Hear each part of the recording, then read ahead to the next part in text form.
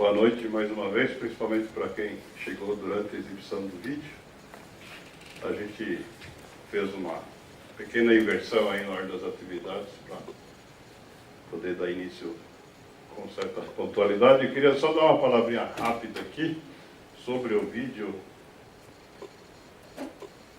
Infelizmente nós não conseguimos legendas em português, eu não sei se deu para entender tudo, né?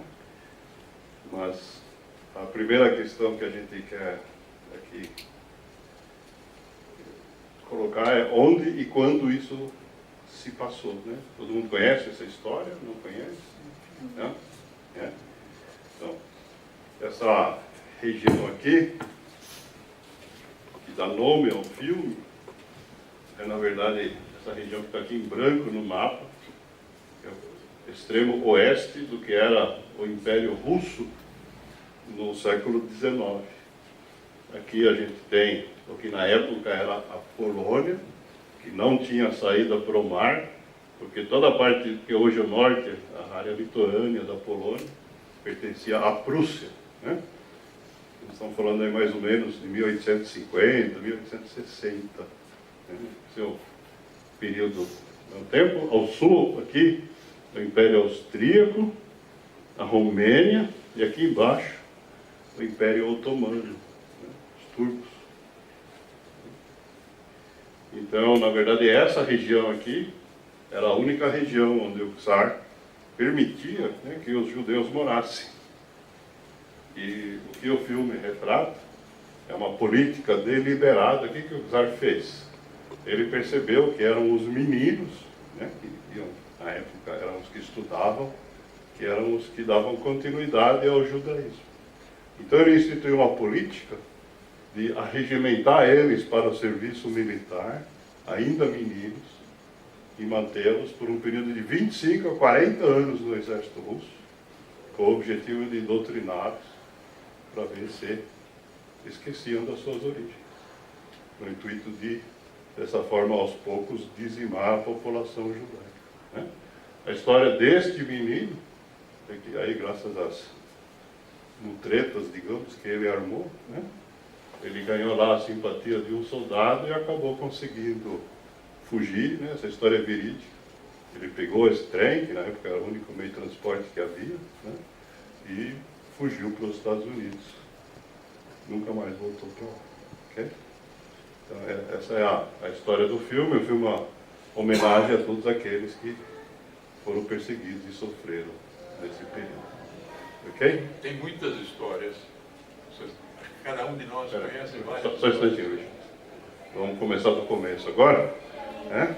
Então eu vou passar a palavra para o Richard para fazer formalmente a abertura do nosso evento. Obrigado.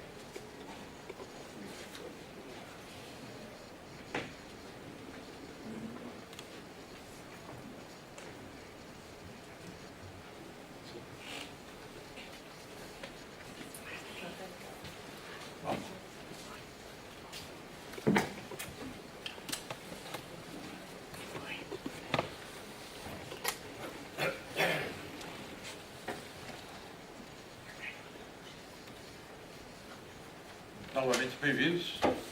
Carlos, boa noite. Boa noite. Boa noite.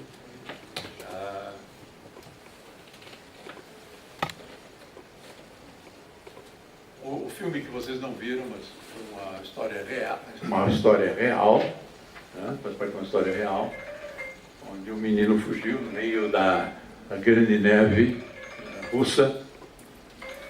E como tem muitas histórias dessas, acho que todos nós participamos, ou a maioria de nós, a gente conhece quem é descendente de europeus, de sobreviventes dessa área, sabe um pouquinho, sabe alguma história ou outra. O intuito bem-vindos aqui ao nosso encontro hoje. Nós temos um roteiro, queremos compartilhar com vocês, com todos, seria agradecer a CIP por nos receber, ceder o local também. Nós somos um grupo de voluntários, tanto aqui em São Paulo, existe uma sociedade genealógica judaica também no Rio de Janeiro. Ela começou alguns meses antes da gente. Se algum carioca aqui... Onde é, Vivi? Ela é no Museu Judaico.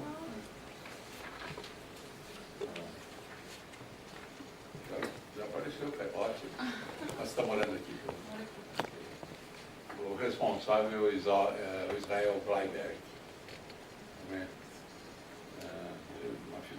Bem conhecido lá, tem o Clodezon também. Posso lhe passar os dados. Somos os dois, somos iniciantes aqui, vamos dizer, na América Latina.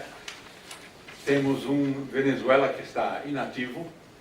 O presidente da genealogia judaica na Venezuela está morando em Miami, foragido, obviamente, daquela situação, com a família deles. O intuito nosso é divulgar o acesso que tem hoje, todas as informações que tem hoje, a respeito dos nossos antepassados. Ajudá-los com o que existe e como acessar isso. Como acessar essa informação toda. Hoje, o maior banco de dados judaico mundial é o Jewish Gen, que está sediado dentro do Museu de Nova York, da Universidade de Nova York, como endereço físico. Né? Eles têm 5 funcionários, 3 são de TI, 2 são diretores, né? E todo o resto, mundialmente, somos voluntários nas regionais. Estados Unidos tem mais de 80 sociedades genealógicas. Na área de Miami, por exemplo, o Grande Miami, são 5.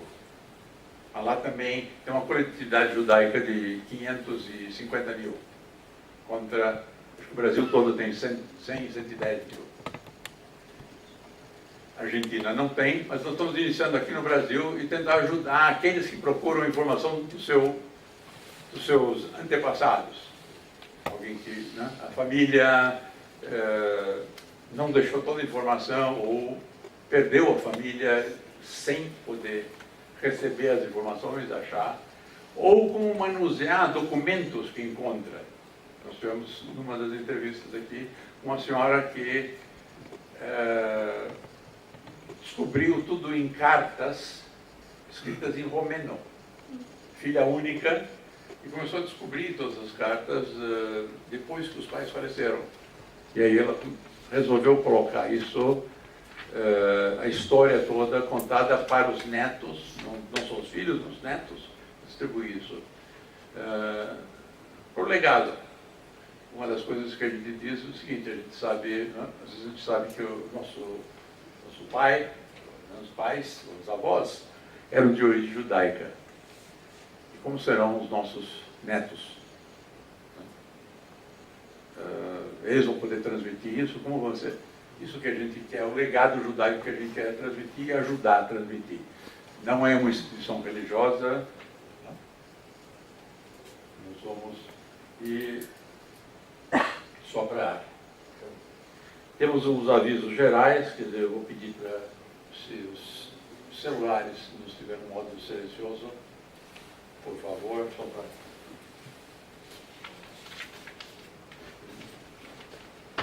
Nós temos atrás... Então, já...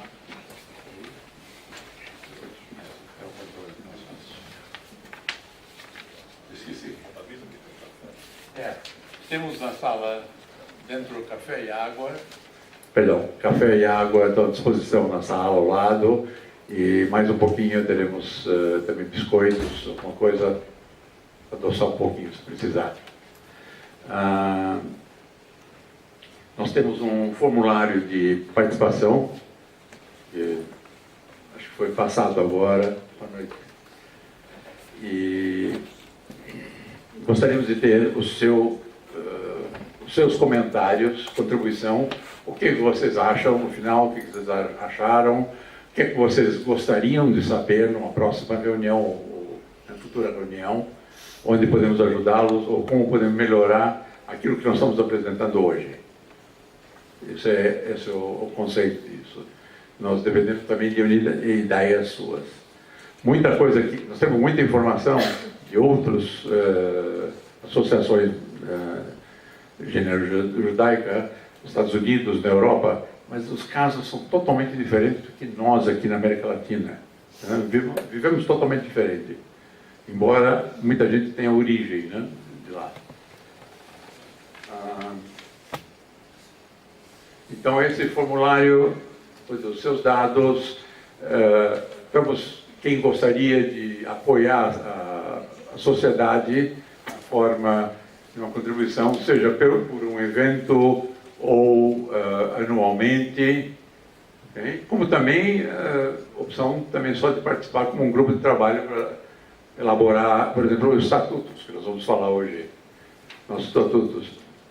Nós estamos andando livres, soltos, né? Há um ano, quase um ano e meio agora, e precisamos colocar as coisas no papel direitinho, juridicamente.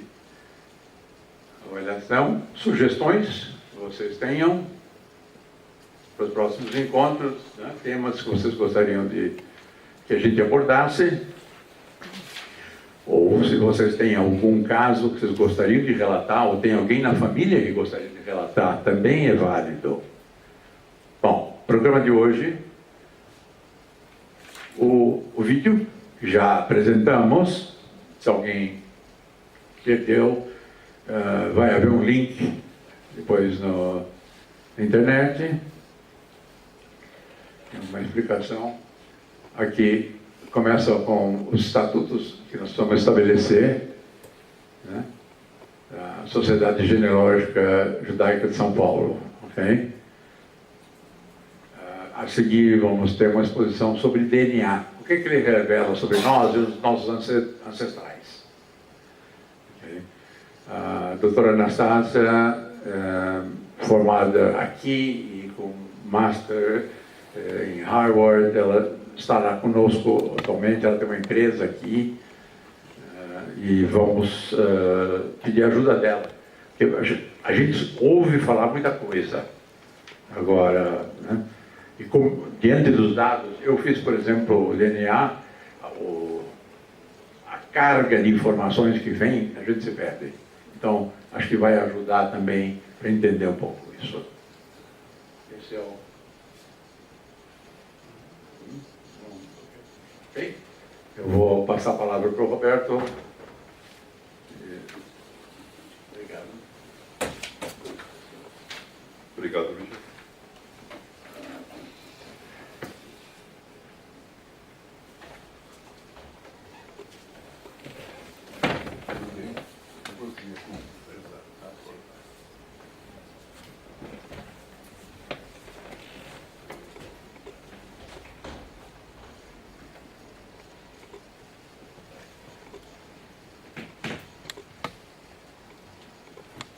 Bem,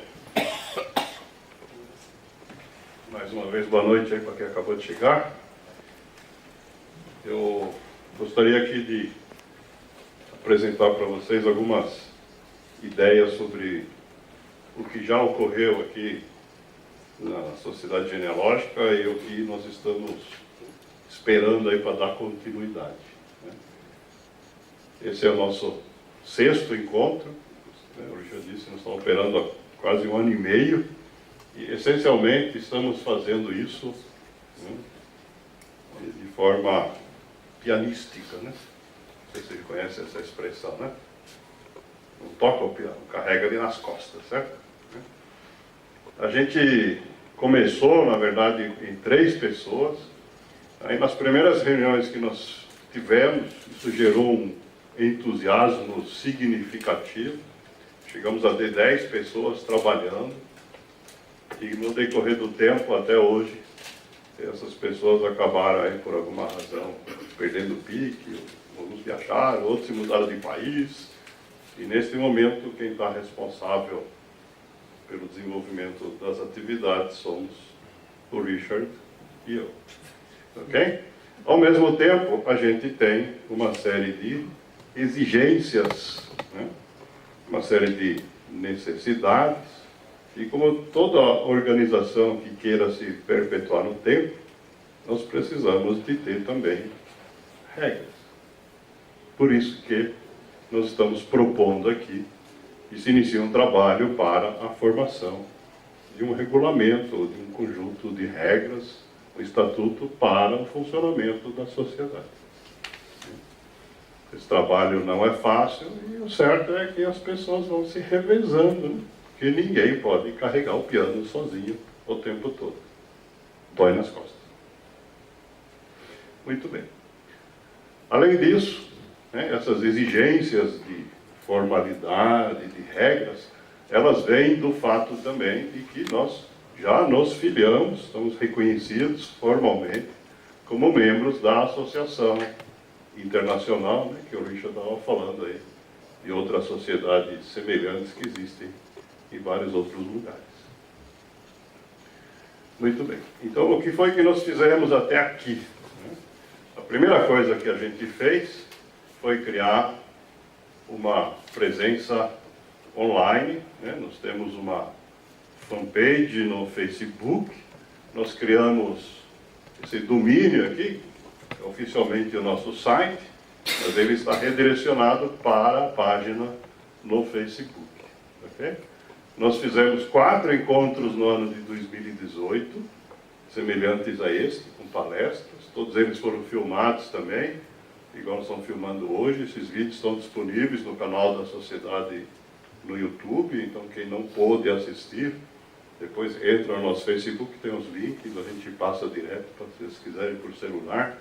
Né? Em 2019, nós fizemos em fevereiro um evento menor, com características diferentes, que nós chamamos de hands-on, onde nós sentamos com um número menor de pessoas a uma mesa, com seus computadores, seus celulares, para a gente fazer uma experiência concreta de trabalhar com informação genealógica. E conforme eu já citei, né, em dezembro nós conseguimos finalizar aí o processo de filiação oficial na IAGS. Muito bem. E como é que nós vamos continuar daqui para frente? Então, o que a gente precisa, em primeiro lugar, é de regras claras. Nós, quando começamos esse trabalho, a gente, tanto o Richard quanto eu, temos experiência de voluntário em outras atividades, mas essa atividade específica, a gente não tinha experiência anterior como organizar. Então, esse período certamente serviu de aprendizado. Por exemplo, até para saber o que dá mais trabalho de tudo que precisa ser feito. São coisas que a gente vai aprendendo conforme faz. Outra questão que nós precisamos esclarecer é a questão das contribuições. Né? Nós estamos falando aqui de uma taxa de associação anual, né, que serve em primeiro lugar para a gente contribuir com a nossa taxa de filiação na Federação Internacional. Isso tem um custo, isso não é pro bono. Okay? A segunda coisa, né, é que qualquer conjunto de regras tem que ter responsabilidades aí por um período limitado. Né? Ninguém que se voluntaria a fazer um trabalho ali pode ter tempo indefinido de permanência. E é claro, o que a gente quer que ao longo do tempo esse trabalho vá melhorando, aumentando o número de pessoas, né? Que a gente possa ter mais e mais atividades. Então, para ordenar isso, né, nós estamos propondo, então, a criação de um estatuto. Esse estatuto não existe ainda, né? Isso que eu vou mostrar aqui são as primeiras ideias para a gente construir isso, que permitam, né, que a gente tenha aí um conjunto de regras modernas, democráticas, transparentes, né, para que a sociedade possa continuar mesmo quando algum de nós, por alguma razão, não possa mais segurar no piano. Ok? Então, eu vou gastar aqui algum tempinho para detalhar algumas questões que é necessário que a gente precise definir. Ok? Algumas questões, então, nós temos ideias, temos uma proposta. Outras, nós temos dúvidas. Vão aparecer perguntas. E na ficha de avaliação que nós já distribuímos, no verso, na parte de baixo, tem um espaço reservado para que vocês comentem, ok? Então, qualquer dúvida, sugestão que vocês tiverem, se vocês acharem que a ideia não é boa, né? Qualquer opinião que vocês queiram manifestar a respeito desse conjunto de regras, por favor, escreva, ok? Nós não queremos impor nada, mas ao mesmo tempo a gente precisa de um processo organizado para chegar no estatuto, né? Se a gente ficar aqui conversando, nós infelizmente não vamos terminar nunca, né? Então, a ideia é que cada um dê as suas contribuições, que a gente forme um grupo que depois recolha todas essas opiniões e, com base nelas, para a próxima reunião, possa de fato então vir com uma proposta concreta que leve todas essas sugestões em conta. Ok? Provavelmente a gente vai publicar isso antes da reunião, né, de tal forma que as pessoas que por alguma razão não puderam vir hoje também tenham chance de dar seu palpite antes que o processo conclua. Muito bem. Então tem algumas coisas que a gente já está usando e que a gente acha que não tem por que mudar neste momento, né? A primeira delas é a própria denominação da sociedade. A gente se denomina como Sociedade Genealógica Judaica de São Paulo em português e, quando preciso, em inglês, como Jewish Genealogical Society São Paulo. Okay?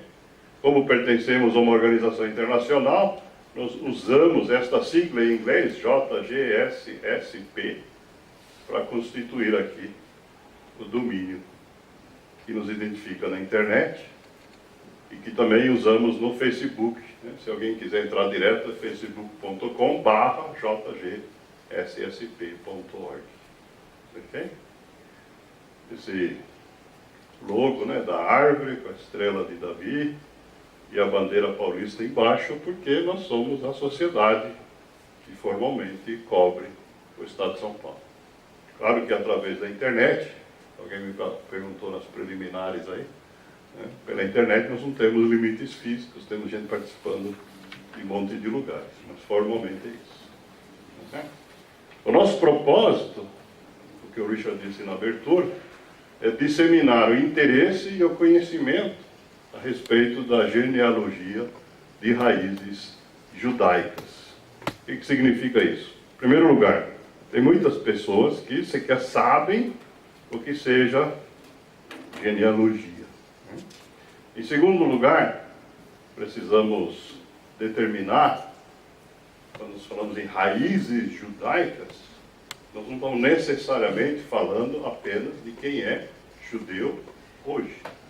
Nós podemos estar falando de pessoas que são descendentes de judeus, que tiveram um avô judeu, tataravô judeu, ou como nós tivemos uma das palestras no passado, de uma pessoa que se descobriu judia, porque sua decapentavô era judia. Na verdade, na Península Ibérica, as perseguições na época do descobrimento da América, né, os reis católicos expulsaram os judeus e se esconderam e viraram o que nós conhecemos hoje como cripto-judeus. Isso ficou escondido na família. Essa mulher nasceu em Cuba, católica, e no meio da vida se descobriu judia. Uma história arrepiante. Então, além dessa questão, então, do judaísmo em si, né, a gente tem essa questão das raízes judaicas. Isso se aplica a esses casos de cristãos novos, né? No Brasil, nós temos um conjunto enorme de descendentes, né? As primeiras levas, tanto de portugueses como dos holandeses que vieram para o Nordeste, tinha muitos judeus e cristãos novos nas tripulações dos navios, porque eles estavam já fugindo da Inquisição na Europa. E nós temos também muitos judeus, aí, imigrantes mais recentes, que acabaram assimilando, né, através de casamentos com pessoas de outros crenças. Então a gente não exclui nenhum desses, né? Mas a questão básica é que a genealogia seja de raízes judaicas. É isso que nos define. Então o que nós queremos fazer com isso? Nós queremos fazer encontros como este, queremos fazer cursos, sejam online, sejam presenciais, né? Queremos promover a cultura ao redor desse tema. E é claro, a gente não vai fazer esse trabalho sozinho, né? Nós sempre vamos precisar de trabalhar em conjunto com outras organizações. O Richard fez agradecimento aqui à CIP pela sessão do espaço, na abertura. É um exemplo de como que nós precisamos de colaboração, né? Essa é a forma mais simples de colaboração, né? A gente precisa de espaço físico para desenvolver nossas atividades, né? E precisamos chegar, na verdade, para despertar o interesse por esse tema nas pessoas, né? Uma questão que é bastante fácil aqui, se vocês derem uma olhada em volta aqui, né? Olha para as outras pessoas que estão aqui na sala, né? Nós temos muito pouca gente jovem aqui, né? Tá certo? A maioria das pessoas que estão aqui já está no segundo tempo, né? Certo? Então esse é um problema que nós temos que solucionar, né? A gente precisa motivar pessoas mais jovens, preferência até adolescentes, né? A que comecem a se interessar por esses temas, né? E isso passa então não só por vínculos com sinagogas, mas com escolas, com clubes e outras organizações que a gente possa interagir. Criar esses vínculos, certamente, é trabalho a ser feito, né? Nós gostaríamos de ter, mas não temos ainda. A outra questão que nós já temos é o vínculo com o projeto do Museu Judaico de São Paulo, né? Você deve ter visto esse banner aqui à direita, né? Nós estamos com esse banner aqui, apoiando então o Museu Judaico, que esperamos seja inaugurado em breve, né? Uma obra também construída com base em contribuições voluntárias e que já passou por diversos adiamentos. Existe dentro do museu uma unidade que é conhecida como o Centro de Memória, que funciona numa casa no bairro de Pinheiros. Nós já fizemos algumas reuniões lá também. Okay? Então, ali existe já um trabalho conjunto em andamento. Okay? A outra forma de colaboração, obviamente, que ao fazer parte aí de uma rede de sociedades genealógicas que se estende aí ao redor do mundo, isso também é uma fonte interessante para a gente trocar experiências, saber o que os outros estão fazendo, para pedir ajuda na busca de informação, né? Se você é descendente de alguém de outro lugar do planeta, em vez de ir lá, pede para alguém de lá fazer para você. E essa é a principal razão pela qual a gente participa da Federação Internacional. Nós precisamos aí, então, de ter algumas regras, tá certo? O que chama de governança, na verdade, é um termo moderno para um conjunto de regras que funcionam. O que nós queremos? Nós queremos participação de todos, né? Aqui no Estado ninguém quer aqui ser o dono do pedaço, não é isso, certo? Apenas demos o pontapé inicial. E os recursos que porventura a gente tenha, sejam humanos, financeiros, etc., né, sejam usados de forma transparente, né? Que todo mundo saiba o que está sendo feito. O terceiro ponto, né, se a gente tiver alguém no comando, um conjunto de pessoas comandando a sociedade, né, para que isso permita à sociedade se perenizar, esses mandatos têm que ser por períodos limitados, né? Quando a gente permite qualquer organização que haja reeleições de forma ilimitada, né? Pensem no sindicato, pensem no país, geralmente não dá certo, né? Por isso que a recomendação é que haja alternância. Outra questão importante é que haja alguém responsável pela fiscalização. Por quê? Porque as pessoas que vão liderar são seres humanos e eles podem cometer erros, como humanos a qualquer momento, mesmo que não tenham a intenção de fazer. Então a melhor forma de evitar que a sociedade tenha qualquer prejuízo com isso, né, é que esses erros sejam descobertos quanto antes. Essa é uma regra que todo mundo conhece, né? Quanto antes a gente corrige o erro, mais barato fica. E para isso, então, nós precisamos de alguém como fiscal. Tá certo? Outra questão importante, como movimento voluntário, nós não podemos aqui desenvolver atividades que concorram com os nossos associados. Aqui tem um exemplo. Eu não sei se é o caso de alguém aqui na sala, mas isso ocorre em outras sociedades, por isso que nós estamos colocando aqui essa experiência. Existem pessoas que se dizem genealogistas profissionais. O que eles fazem? Eles vendem um serviço de fazer a busca de informações e a construção da árvore genealógica para outras pessoas. Certo? Isso é uma coisa que nós aqui não fazemos. Né? Tá certo? Se alguém for fazer individualmente, é um problema, ele conversa com quem for, não tem problema. Mas isso não pode ser parte dos objetivos da sociedade. Né? Nós não queremos aqui criar atritos. Né? Essa que é a ideia. Tá certo? Então, qualquer atividade que tenha pessoas aqui que desenvolvem profissionalmente, nós não podemos competir na base voluntária. Essa questão formal aí, né, da sede, né, nós não temos ainda uma sede fixa, tá certo? Trabalho informal aqui, cada um faz na sua casa, né, e quando a gente se reúne, nós usamos um espaço cedido por alguém. Né? Além da CIP, nós já tivemos eventos no Centro de Memória, na comunidade Shalom, na Vila Olímpia. E até o final do evento nós vamos contar onde vai ser o próximo. Tá bom? Oi? E na Hebraica também já tivemos. Obrigado, Luiz. Então, assim, nós não temos vínculo, né, de endereço com ninguém. Esperamos que um dia a gente possa ter a nossa própria sede.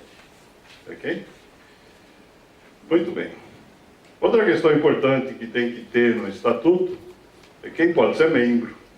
Né? Isso, é claro, decorre do propósito, mas aqui a gente tem algumas questões. Então, a primeira, né, nós não, em função do nosso propósito, tá certo? A gente não pode aqui fazer uma exigência de fé, qualquer que seja, ou de falta dela, tanto faz.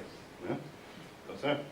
A outra questão é que, a partir do momento que nós somos membros da sociedade, como membros ativos, né, então a gente deveria ter direito de ser eleito para o comando e também de eleger quem é que vai comandar.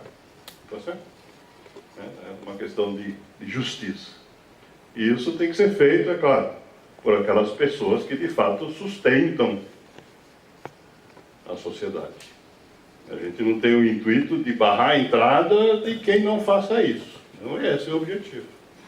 Mas as decisões sobre o funcionamento da sociedade deveriam ficar reservadas para aqueles que de fato se dedicam a ela. Os demais são visitantes, são convidados, são bem-vindos, mas tem que ter uma diferenciação, né, entre eles e quem de fato carrega o piano. Uma questão que está aqui em cinza, porque nós não temos aqui certeza, é uma das questões que eu falei que a gente ia perguntar para vocês, né, é sobre a participação de pessoas jurídicas. Então, se vocês saberem se alguém tem alguma opinião, né, de que maneira elas poderiam ou não ser membros da sociedade. Uma forma comum de ter pessoas jurídicas, empresas, né, participando de uma sociedade é como patrocinadores. Mas, aí precisa tomar alguns cuidados, né, porque muitas vezes esses patrocínios podem vir, em alguns casos, com exigências específicas. Né? Exemplo muito simples. Alguém vai patrocinar aqui com um produto kasher, digamos, e ele vai querer fazer a propaganda dele aqui, em troca do patrocínio. Então nós queremos saber, isso é aceitável ou melhor não ter? Essa que é a pergunta nesse caso. Outra questão é que nós precisamos definir aí uma equipe que vá de fato trabalhar na liderança da sociedade, né? Então, baseado aí na experiência do trabalho que nós tivemos até agora, e pelo número de pessoas que nós temos aí participando, a gente está sugerindo aí, como ponto de partida, de ter um triunvirato, 3 pessoas, né, que façam, de fato, a condução da sociedade, e um quarto que fiscalize eles, né, que seja simplesmente o revisor das atividades enquanto elas estão acontecendo. Ok? A gente precisa de alguém que tenha, em caso de disputas, né, a última palavra, o voto de Minerva, né, o voto de qualidade, como é chamado aí pelos advogados. Precisamos de alguém que substitua no caso de ausência, mas que pode fazer também o trabalho de gestão financeira. Precisamos de alguém que assuma a tarefa de organização e dos eventos e divulgação. Daqui a pouco eu vou mostrar isso mais em detalhes, né? E o importante aqui é que nós precisamos criar uma regra, esses mandatos aqui, quando a gente eleger essas pessoas, né, tem que ser para um período definido, né? Obviamente isso não é para sempre. Então uma das questões que também precisamos definir, vocês podem dar um palpite aí, é por quanto tempo essas pessoas deveriam estar no comando. Né? Um mês, por exemplo, é muito pouco tempo. A gente faz 3, 4 reuniões por ano, acho que esse período aí tem que ser de um ano para cima, né? Senão não vai dar tempo nem de entender como funciona, já tem que eleger outro. Né? A outra questão é a questão da reeleição. Por quantas vezes a gente vai permitir que as pessoas sejam reeleitas. E a outra sugestão aqui é que esses mandatos coincidam com o ano calendário. Isto é, isso é uma coisa comum hoje em dia no Brasil, infelizmente não há liberdade tributária para estabelecer qualquer coisa desse tipo, né? Então é conveniente do ponto de vista burocrático que os mandatos se iniciem sempre em 1º de janeiro de algum ano e terminem em 31 de dezembro. Ao mesmo tempo, como nós estamos chegando aqui na primeira metade do ano, nós achamos que isso é tempo suficiente para que até o final do ano nos parece razoável que a gente consiga completar esse processo com calma, né, e poder fazer uma primeira eleição. Outra questão que nós gostaríamos de ter sugestões é se alguém tem alguma ideia sobre pré-requisitos para o exercício de algum cargo. Então, isso é uma coisa que precisa ser pensada direito para evitar, por exemplo, aventureiros, né? Imagine o seguinte, nós vamos fazer todo esse trabalho, todos nós aqui vamos, né, construir isso, e aí na véspera do prazo que a gente definir para a eleição, aparece um sujeito que nós nem conhecemos, que não sabe nada de tudo que nós já fizemos, paga a sua associação, se candidata, faz um discurso bonito, ou usa de outras técnicas menos nobres para se eleger, e a sociedade vai acabar sendo penalizada, porque provavelmente ele vai, no mínimo, modificar o rumo das atividades para os interesses individuais dele e não para os do conjunto. Certo? Então, para evitar esse tipo de situação, a gente precisa criar algumas regras de qualificação. Okay? Não se trata aqui de ter diploma ou de coisas desse tipo, mas algum tipo de regra precisa ter. Né? E por último, né, a partir do momento que a gente formalizar um estatuto, nós vamos ter necessariamente dispor aí de uma assembleia, né? Isso que estão fazendo aqui, no fundo, é uma assembleia informal, porque não temos estatuto ainda. Mas as decisões, em última instância, vão ter que ser coletivas. Então, essa Assembleia Geral, na verdade, o que é composta por todos os associados. Estas pessoas vão ter que, a cada mandato, eleger a liderança da sociedade, vão ter que, anualmente, isso é exigência, né? Aprovar as prestações de contas, né? Quanto arrecadou, no que gastou, etc. Tá certo? E, em caso de problemas, a Assembleia, como órgão máximo da sociedade, ela tem que ter a possibilidade de se reunir e fazer o recall da eleição, né? Destituir, fazer o impeachment, né? Como se diz no mundo político, daquele que saiu do trilho, se for o caso. Okay? Mas para isso precisa de conjunto de regras que digam quando e como isso pode ser feito. Né? Quem pode convocar uma assembleia com o objetivo de fazer isso? Qualquer um. Tem um número mínimo de gente que esteja alinhada com isto para poder discutir o tema. Tá certo? E o que deveria ter acontecido para que isso de fato aconteça. Tá certo? Outra questão que tem que ficar reservada para a Assembleia são modificações do Estatuto. Vamos criar o primeiro, mas o Estatuto não é letra morta. A gente vai, ao longo do tempo, fazer com que, quando vê ideias de melhoria, a gente possa fazer. Claro, enquanto a regra vale. Vamos fazer uma Assembleia e, se alguém tiver sugestões, vamos modificar. E da mesma forma, se um dia nós acharmos que a sociedade, por alguma razão, não deva mais existir, também essa decisão não pode ser da diretoria. Tem que ser do conjunto de todos que participam. O presidente, né, vai ser a pessoa que tem que, de alguma forma, orientar e coordenar o conjunto das atividades, é quem representa a sociedade quando precisa de alguma atividade externa, seja no intercâmbio com outras entidades, seja nas questões burocráticas, tá certo? É a pessoa que vai ter o voto de desempate, quando por alguma razão houver deliberações que resultarem em empate. Né? E a outra coisa que a gente gostaria aqui de sugerir, né, se vocês não concordarem, por favor, escrevam, né? De permitir que o presidente possa nomear assessores. Para quê? Pessoas que já são associados, que possam desenvolver alguma atividade específica. Por quê? Porque são muito poucos braços. Né?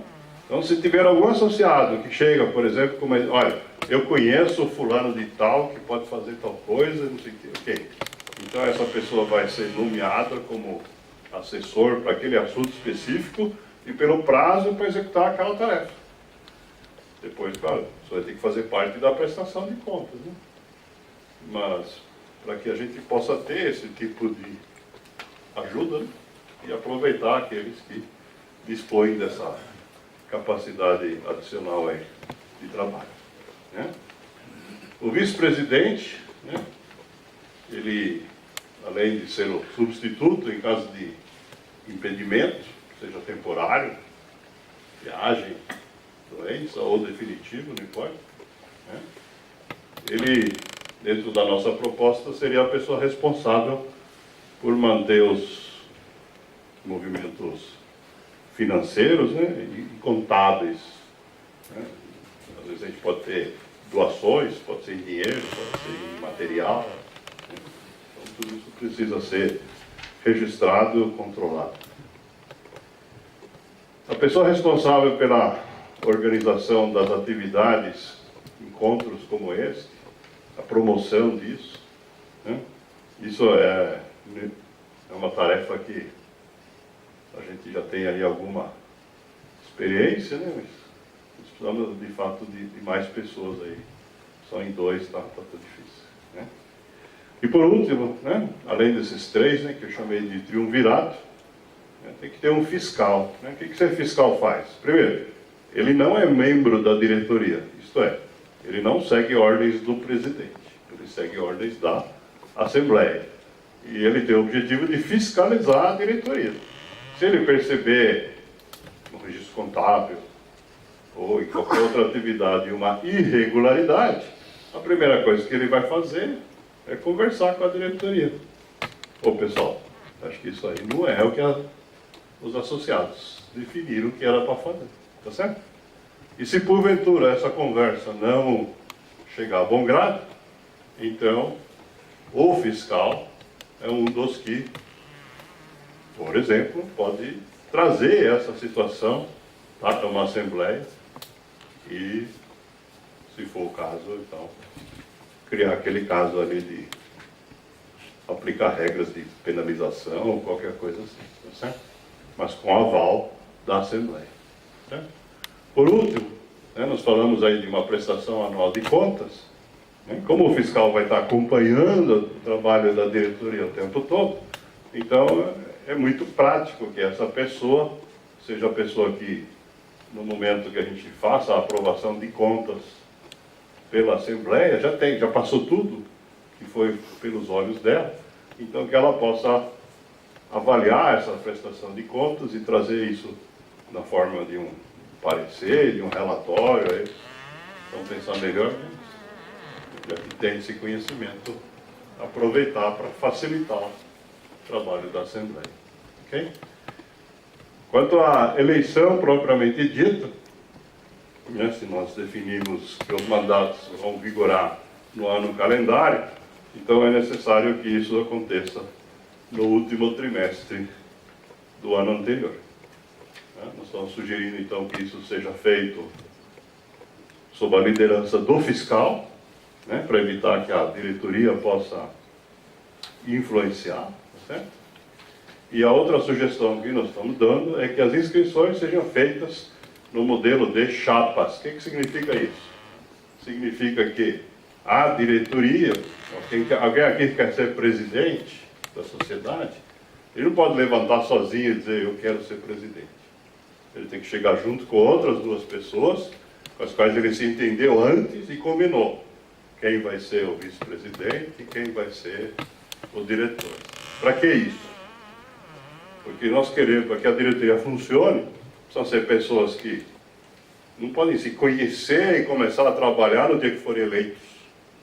Tem que saber antes o que vão fazer, tem que ter diálogo e tem que ter uma boa relação entre eles.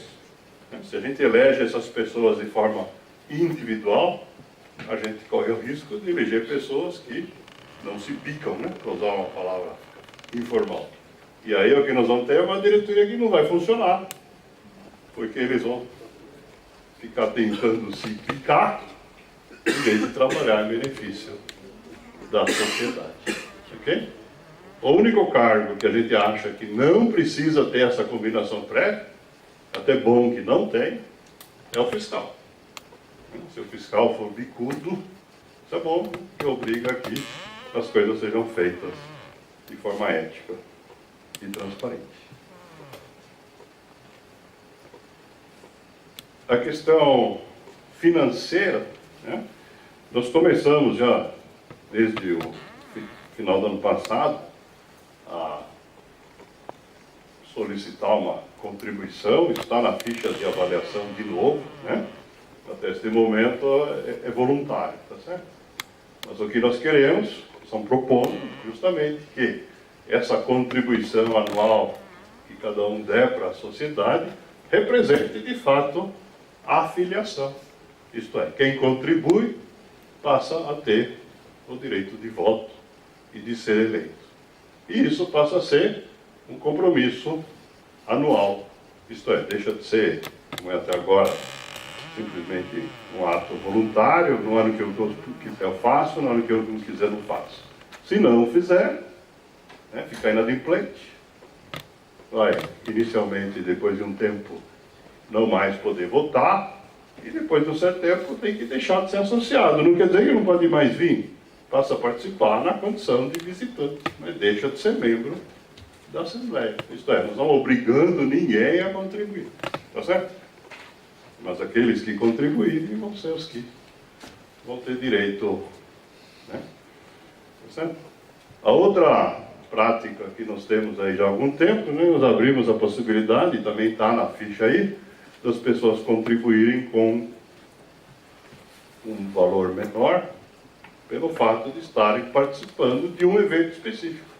Porque a pessoa tem interesse no tema da palestra daquele dia, e só. Né? Então, ok, isso nos vão permitir, vão continuar fazendo, mas esses pagamentos menores nós não vamos considerar como filiação, né? Vamos considerar como inscrição no evento. Essa é a proposta. Okay? Então, esse é o conjunto aí de regras aí que a gente já pensou, as dúvidas que nós temos, né? As sugestões aí que a gente gostaria de receber. E para terminar aqui, o último assunto que eu gostaria aqui de apresentar para vocês é como que a gente pensa em trabalhar isso daqui para frente. Certo?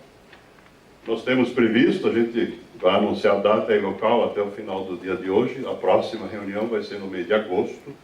Né?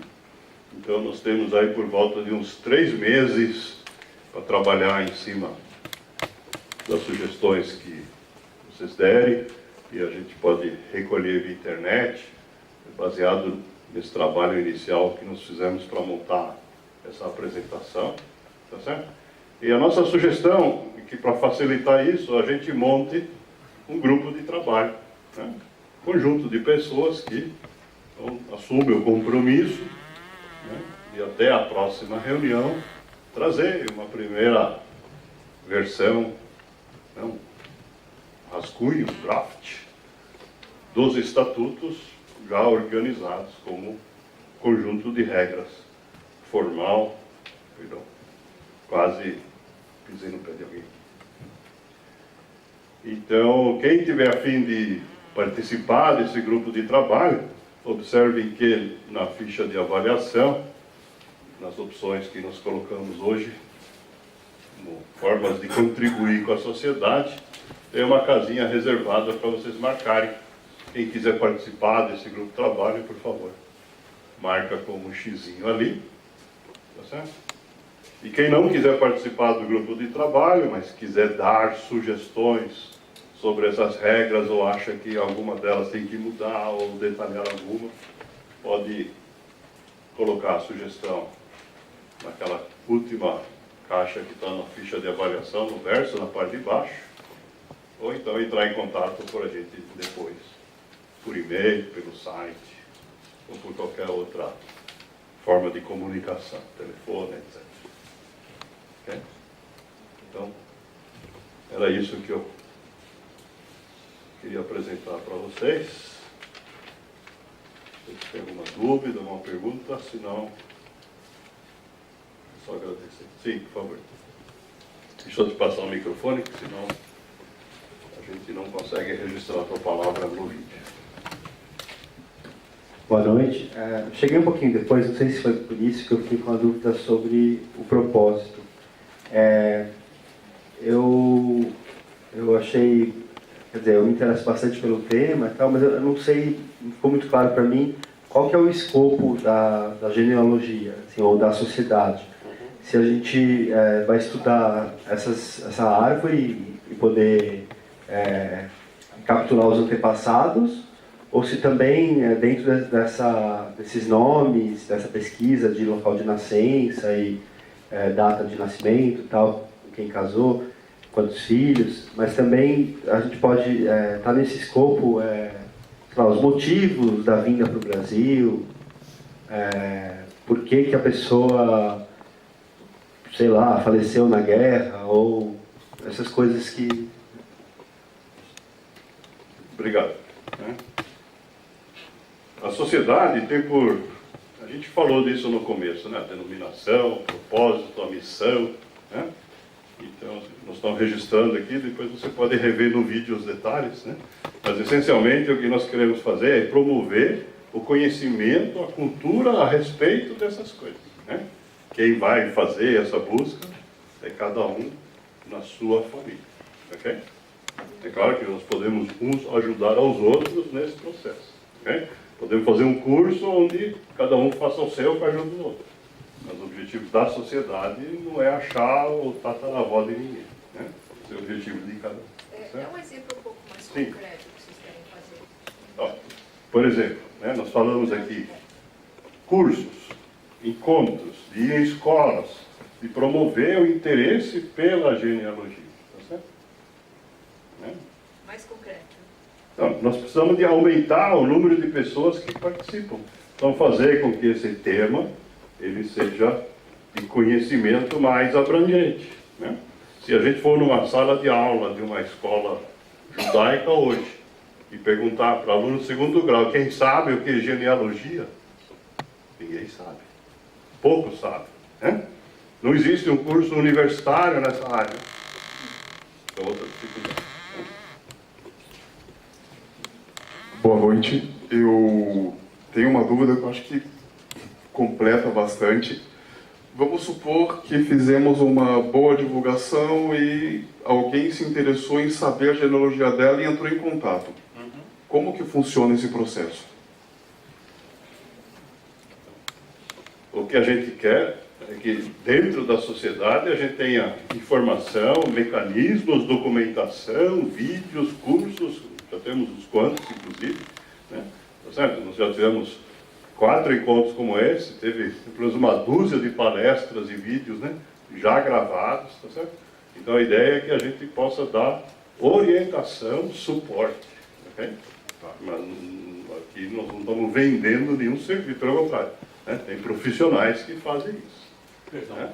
deixa eu acrescentar algo. Sim, Nós temos a nossa... espera só um pouquinho, pega o microfone. Não, temos a nossa